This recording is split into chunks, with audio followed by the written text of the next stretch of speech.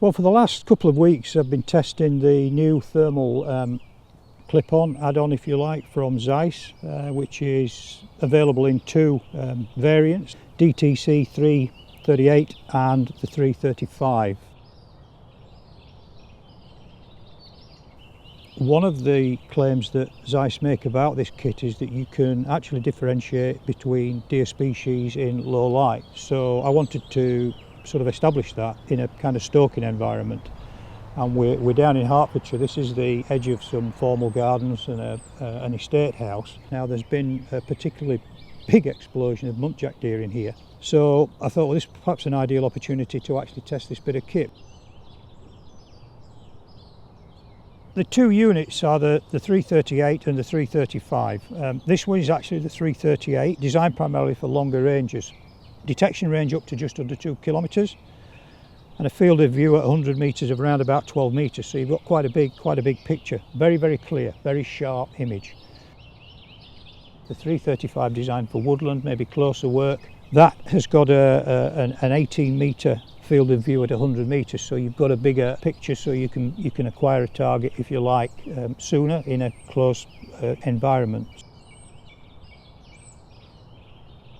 We've come into the formal gardens and quite a lot of muntjac in there early on. The problem is, once they come out of cover and cross the formal lawns, which are cut into long strips, they don't stop, so they kind of scurry from one hedge into the other.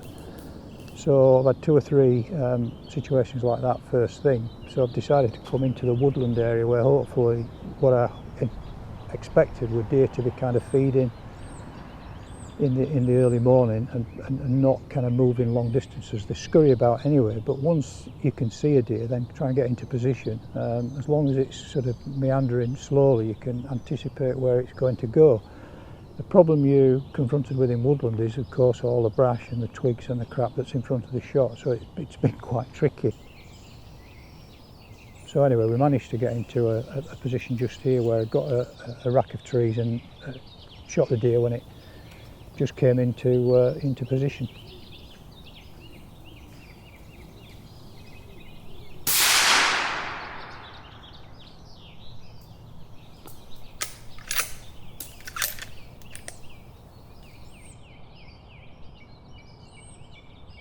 Very useful having the thermal on. I mean, the light's coming up now, but it was quite dark really when we took the shot, so that gives an added advantage of picking up a deer in quite thick cover, and then you're in position for it when it comes into the open, so that was really handy.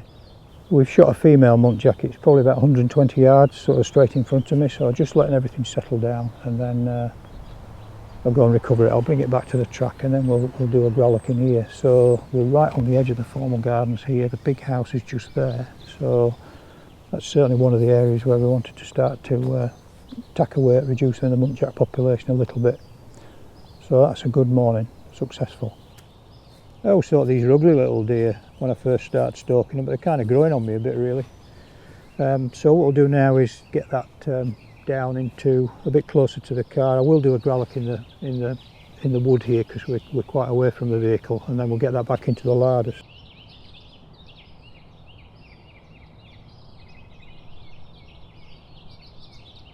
I'm a professional stalker.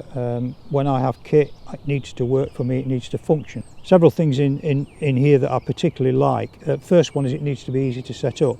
The unit itself comes with these 2 attaching pieces. There's a ring here and the main kind of shroud, if you like, and then the DTC just screws in via some threads.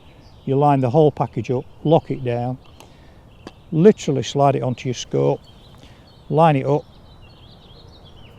and on your profile setting, that's all good to go. You literally press the button and off you go.